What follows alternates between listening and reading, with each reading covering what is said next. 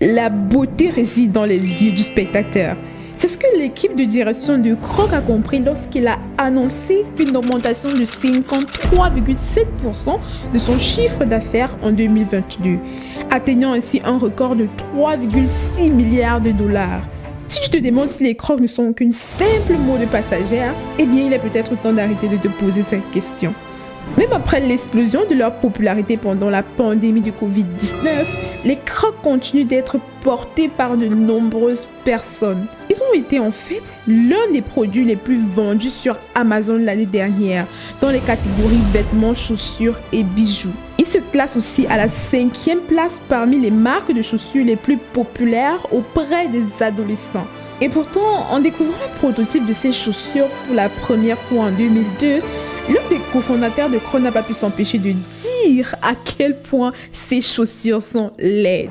Alors, comment est-ce que Crocs parvient-il à rester à la mode et comment est-ce qu'il a pu connaître autant de succès avec sa chaussure laide? Voici la vérité étonnante et méconnue que tu dois absolument savoir sur les chaussures Crocs. Au début des années 2000, à Boulder, dans le Colorado, l'histoire des chaussures Crocs s'est dessinée avec la vision de 3 amis, Josh Bodecker, Lyndon Hanson et Scott Simmons.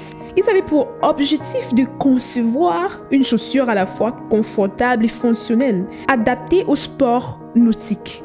Leur ambition était de créer un modèle polyvalent qui devrait être performant aussi bien dans l'eau que sur la terre ferme. En 2002, Lyndon Hanson traversait une période extrêmement difficile, où il semblait que le poids du monde reposait sur ses épaules.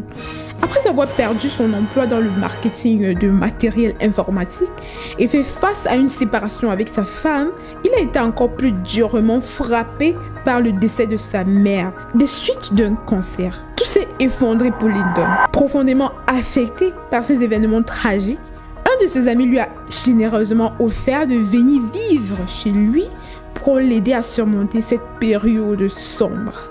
Cependant, malgré le soutien de ses amis, Josh Bodecker et Scott Simmons, Lyndon était toujours profondément perturbé et inconsolable. C'est alors qu'ils ont eu l'idée de faire ensemble un voyage en voilier dans les Caraïbes, dans l'espoir de lui changer les idées et de lui redonner un peu de réconfort. Scott, un inventeur à succès, avait déjà breveté beaucoup de produits qui lui donnaient déjà un statut de semi-retraité à 48 ans seulement.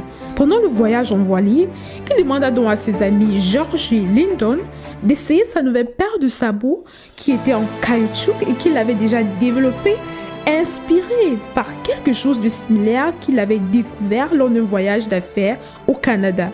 Quelques années auparavant, une société de fabrication du nom de Form Creation Incorporated, basée au Québec, avait créé une première version des chaussures.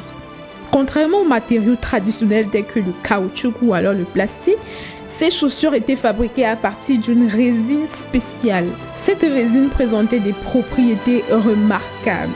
Elle était résistante aux odeurs et à l'eau. Elle offrait une adhérence exceptionnelle sur les surfaces glissantes des ponts de bateaux et elle s'adaptait très parfaitement à la forme du pied. Cependant, Scott percevait un léger défaut dans la conception, l'absence de bride arrière.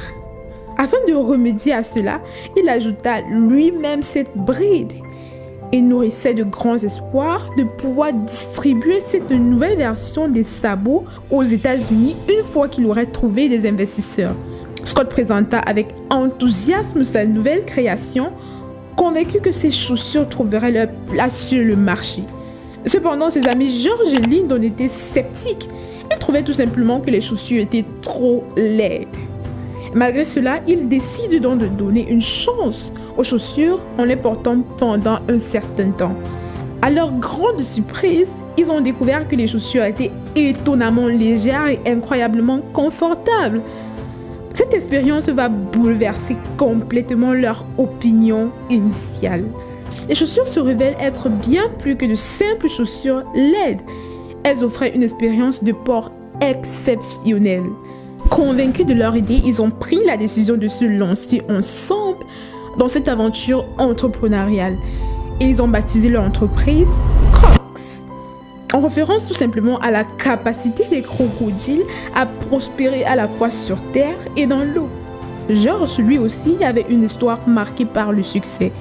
Malgré une enfance difficile, il avait créé sa propre entreprise de tonte de pelouse à l'âge de 10 ans seulement. Il avait aussi ensuite brillé en tant qu'étudiant athlète, obtenant une bourse universitaire, puis il avait géré une centaine de franchises Domino's Pizza. De plus, il avait occupé un poste de cadre dans la chaîne de sandwich Chris No's. Avec cette expérience entrepreneuriale variée entre les trois amis, ils disposaient d'une certaine expertise commerciale. Cependant, le seul défi était qu'aucun d'entre eux ne possédait une connaissance approfondie du marché de la chaussure. La première étape de cette entreprise audacieuse était donc de créer un modèle de distribution pour introduire cette chaussure canadienne singulière aux États-Unis. Lyndon se consacra à l'élaboration de ce plan, tandis que Scott se dédiait au développement du produit et que George investissait une somme considérable pour lancer les opérations. Leur bureau était établi à Boulder, dans le Colorado, et leur première commande fut passée auprès du fournisseur. Puis il fallait réfléchir à comment les vendre. Il pressentait que ces chaussures seraient particulièrement pratiques sur les ponts de bateaux. Ainsi, en 2002, il décide de se rendre au salon nautique de Floride, convaincu que la nouveauté et l'originalité du produit susciteraient tout simplement assez d'intérêt chez les acheteurs pour qu'ils les essaient. Il souhaitait ainsi démontrer la remarquable combinaison de confort et de fonctionnalité que ces chaussures offraient. Leur approche était audacieuse. Ils choisissaient donc de jeter les chaussures aux passants près de leur stand. Et lorsqu'une personne exprimait son opinion sur la laideur des chaussures, il lui demandait tout simplement d'essayer de les enfiler. Et le résultat fut incroyable. On raconte qu'ils ont vendu environ 200 paires de Crocs lors du salon nautique.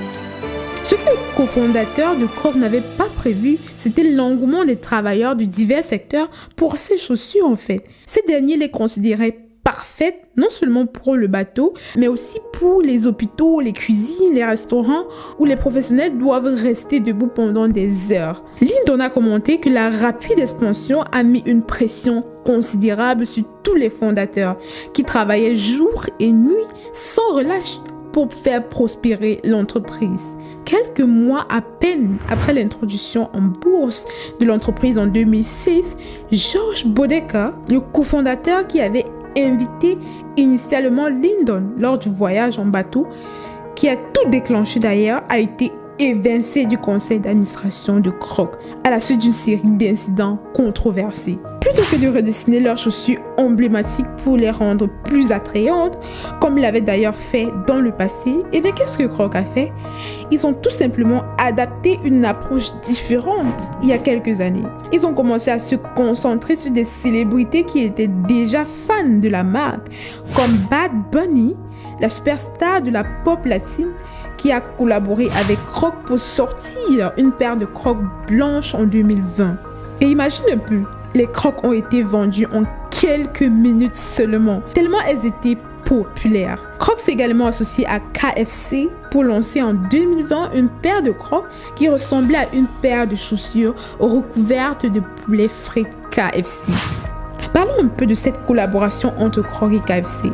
Plutôt que d'essayer de plaire à tout le monde, Crocs sait qu'elle a un public engagé, prêt à en demander plus. Notre objectif n'est pas de transformer les critiques en fans, a déclaré Andrew Race, le directeur général de Crocs.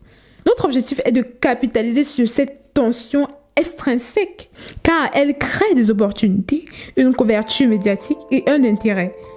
Elle crée beaucoup de choses dont l'obtention vous coûterait autrement une fortune. Voici donc 4 éléments clés de la stratégie marketing de Crocs. L'innovation constante. Crocs ne se repose pas sur ses lauriers. Il continue d'innover en proposant de nouveaux modèles, de nouvelles couleurs, de nouvelles collaborations avec des designers renommés. Il cherche à répondre aux besoins changeants des consommateurs tout en restant fidèle à leur identité unique. La communication efficace. Crocs sait comment parler à son public. Ils utilisent les réseaux sociaux, les influenceurs, les campagnes publicitaires percutantes pour toucher leur cible. Leur message est clair. Les Crocs sont confortables, polyvalentes et amusantes à porter, peu importe votre style ou votre âge. Le marketing d'expérience. Crocs a tout simplement compris l'importance de créer une expérience autour de leur marque. Ils organisent des événements, des collaborations, des activités qui permettent aux consommateurs de vivre la marque de manière tangible. C'est ainsi qu'ils créent une relation émotionnelle avec leur public. La durabilité et la responsabilité sociale. Crocs s'engage également en faveur de la durabilité et de la responsabilité sociale. Ils mettent en place des initiatives de recyclage et utilisent des matériaux respectueux de l'environnement et soutiennent des causes sociales. Cela attire également les consommateurs qui se soucient de l'impact environnemental et social des marques qu'ils utilisent. Tu comprends donc que Crocs a su rester pertinent en combinant innovation, communication efficace, marketing d'expérience et engagement envers la durabilité. Leur capacité à évoluer avec les tendances et à répondre aux besoins des consommateurs en a fait une marque incontournable dans l'industrie de la chaussure. Alors, la prochaine fois que tu te demanderas pourquoi les Crocs continuent de susciter l'engouement, rappelle-toi de ces éléments clés de leur stratégie marketing. Et si tu veux comprendre les stratégies marketing à une plus petite échelle, regarde tout simplement cette vidéo où je parle de comment l'investisseur africain a construit son empire sur YouTube.